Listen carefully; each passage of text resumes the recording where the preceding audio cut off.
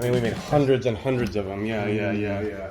We just set some of them out. These are the ones that we took notes about. But I'll walk you through some of the things, some of the prototypes. We, very early on, we tried a lot of different things. Like we looked at the overall architecture of the product, and you know, we have designs that are like much more distinct handles with a display, right? And then we have more ones that are more of a single monolithic object, right? We explored a wide range. We even looked at things that have like moving handles, you know, moving handles so you can access different things. One of the things that we realized fairly early on is that with a portable PC, a Steam Deck is a portable PC with essentially game controls that are permanently affixed, right? And so one of the things we realized fairly early is the management of those inputs is going to be super critical, right? It's going to be really important where we put those inputs and how they're arranged against each other as well, right? So one of the things that we did is our designs are heavily based upon input from our usability and the hand size anthropometric research, right, of how big people's hands are. And like this table is like with thumb sizes, thumb lengths, and we figured out, well, there's going to be like an optimal area that's really accessible. There's going to be another area that's pretty accessible, pretty good, and then there's going to be areas that are not so accessible, right, but you're still reachable, right?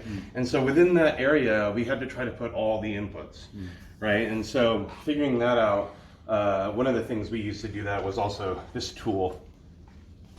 This is on the website. It's also in the book that you got, right?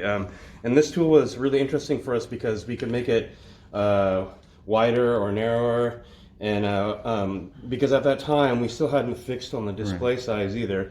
But depending on the width of the display, it really changes the angle of your wrists and how you hold it, which also changes your mobility of your thumb, right? And which also changes like how to access this. So all these little plates can move, and we can move them in and out and swivel them and move them and see how close we had to put the inputs and where was kind of the ideal place to put all these inputs. You know, this moves like this. The whole armature moves inside like this, dude. So it had all these degrees of freedom where we could experiment with, you know, if this was there, if this was here, how does it feel? It's really loose now because we used it so much. But, so this is the early exploration. While we were doing this, at the same time we were designing Steam Deck from the inside out, right? And earlier we talked about how we like to actually get into working prototype as quickly as possible. When it's a gaming device, you have to play games on it to really understand it, right? So very early on, we made prototypes that are fully functional. These two actually are the first prototypes where we made more than one or two, right? We made about 20 of these. These are CNC machines. You can hold it. It's pretty heavy, but that's fully functional. Yeah. Right. The performance of the gaming performance, the CPU performance is not like production, but it was good enough that we could just try it and play some games on it, right? Have an understanding of the size, have an understanding of the shape, right? This one we built actually a couple hundred of them, right? And this one is starting to get a little bit closer to the production size and the production weight, and it's still heavy, right? Because we were just using off-the-shelf parts. The point of these is to make something that's you can almost feel could be a product as quickly as possible so you can try it, right? It's not the final design, you know, but it's just meant something that we can learn. We can look at the interior of them, and like if you see the internals of these, right? Like you can see we use standard off-the-shelf batteries. This is not the final motherboard. This is not even the final components or anything. The point of these was to make something functional, something you could hold and play as soon as possible, right? So, because we learn a lot about how you hold it, what the weight. Notice like these taught us a lot about where the battery weight should be, and this is closer to final production, these two. But if you can see, you know, we tried to still keep the battery down low, so it has kind of a nice balance to it when you're holding it. All right, so we, you know, making prototypes early on, and even if you see some of these plastic parts, we even tried to get into small batch production like this, seeing parts and printing parts and making them almost real as soon as possible, right? And we even injection molded very early on, no texture. Like once we had the design, we immediately tried to get just something to put together and just try it, right? You can see some of these early parts. They're quite different. if you know the internal parts, they're very different looking from the production, right? But it was just to get something together, the right display, the right things, and just kind of feel it out. So, you know, as we're designing the internals, the other thing that there's kind of, other than the input arrangement, there was another big question for us, and that big question was, what's the right display size, right? So this is the final production display. But as you can see, we looked at a lot of different display sizes. Like that prototype you can see in like these, they have a much larger display, right? And a large display is nice, right? But the thing is look at the size of this object. You know, the object is getting really, as a device to put in your backpack and to carry it around, it starts to get a little unwieldy, right? At the same time, if you look at a smaller display, right? A smaller display, something like this, is really nice. You can make a really small object, but then you can't really play certain games on Steam, right? The text becomes illegible, things become too small to really enjoy and play the game, right? And for us, it's all about being able to play the Steam library, right? It's all about being able to play the games comfortably for a duration of time, right? So we landed on this size display, and when we did that, and we have the inventory of inputs, the type and kind of inputs. We started to think about one of our most differentiating features is the trackpad, right? So the Steam controller has a round trackpad, right? And so we immediately first tried round trackpads. You can see the first few prototypes had round trackpads, right? But as we were developing those and as we were looking at the industrial design, one of the things that we were thinking about is that variable area, that map I showed you, is quite small. The optimal area is quite small.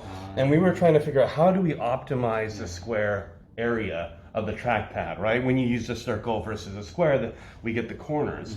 And so we were trying to figure out, do the corners make a difference?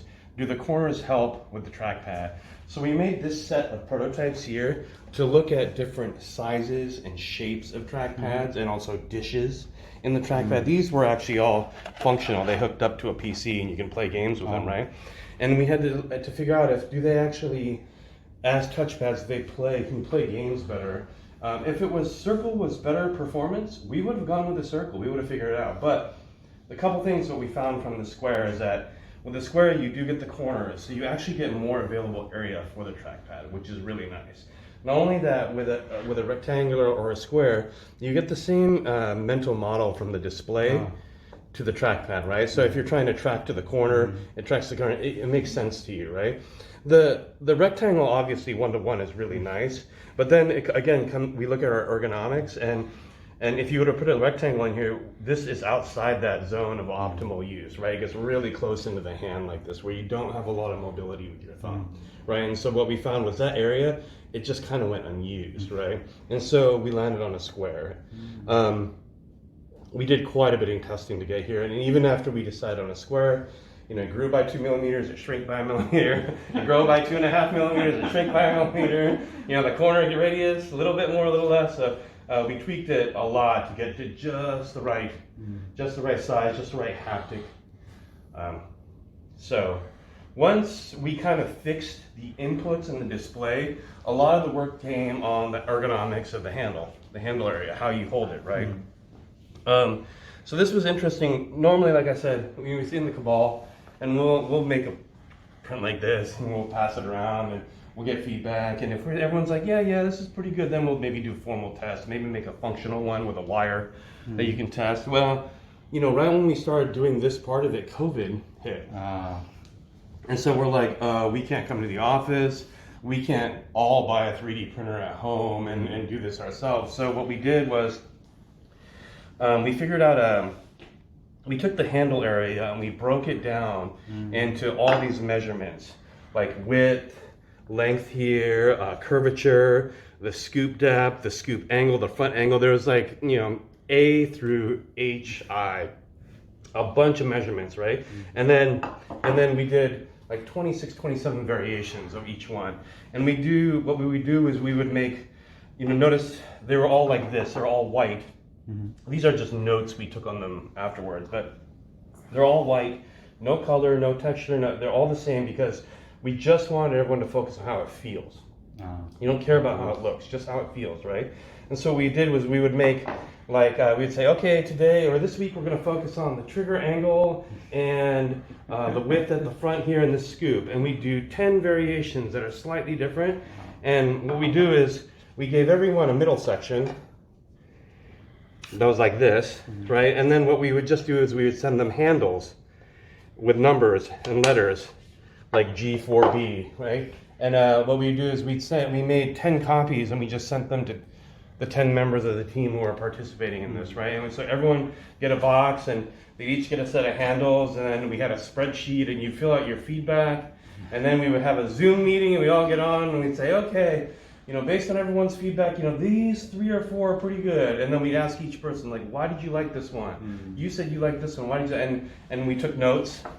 We took notes on them, like what people said about them. We took notes like, okay, or like we added clay in places and said like this part, this person kept complaining about this, and maybe if we smooth this out, or we said this, this area needs work, and so we would like chop it off. And in the meetings, we would take notes this way. Like I said, these is just a small sample, but we did this over and over and over again. Like every week, we would drop models to the model shop, and they would print them out and send them to everyone. We'd have a meeting, and we did this for like 3 months. We did every 2 weeks, every 2 weeks, every 2 weeks. We got on it, and in the end, we got to a place where it was like, okay, we think this is pretty good, and that actually, and because we couldn't make a functional one every time. So once we got to that point, we said, okay, we think this is okay. That's when we went back and made a functional one, right? That is fundamentally how we figure out the ergonomics for the handles, right? This area we had already kind of decided that the input area is pretty similar on all of them. Right. We didn't move the thumbstick, the trackpad, the ABXY buttons, the triggers, the bumpers. We didn't move them that much at all, right? We were just working on the shape of how it feels. This basically became the EV1 design, one of these plastic pieces. I just wanted to call one thing out really quick. So a lot of these decisions that John was talking about is all a series of trade-offs. You can't get something for nothing. So while it's great to have a big display, like John said, it would be really big. A bigger display also means that you need a lot more power, a powerful APU to drive it, and you then get less battery life. Right. So that's a big trade-off. So, but if you go too small, sure, it'll last a long time and you can play really high fidelity games. It'll be really too small to enjoy. So finding a good balance where it's like big enough so you can have a good time and enjoy things, but not so big that it's making the performance slow down or kill your battery life. Absolutely. These are all the balances. So even ergonomics, they were deciding, okay, we're going to make this really nice and comfortable. It is a trade-off that it's not going to be flat. Yeah. You can't just slip it into your pocket. Yeah. It's not going to slide into your shirt pocket. It's an intentional decision because we wanted it to be comfortable and you could play it for a long time. So that's just an intentional decision that the team made. Absolutely, and like you can see, like here, we waste no space. Right. We wasted no space. Right. Once we decided that the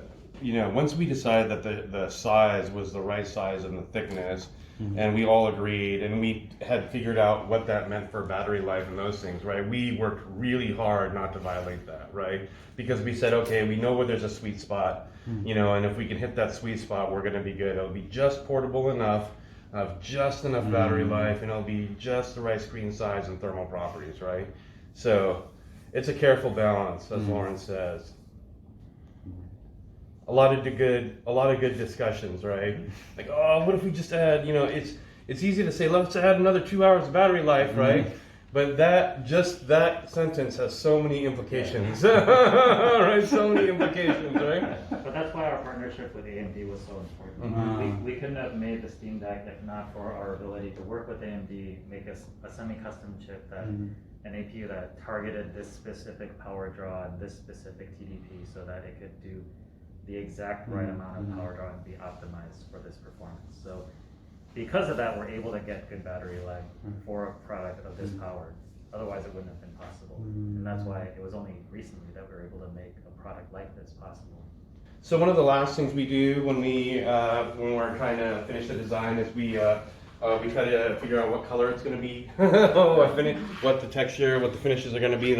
And one of the things we do is we make these models, right, where all the pieces come off, right, so you can like say, okay, you know, what if this looked like this instead, right? That kind of thing. And, you know, all the parts come off, like the triggers come off, everything comes off of all these, right? And so you can swap them around, and we can figure out how we want to express our product with color and textures, right? We experimented quite a bit before we got to the final, which is up there.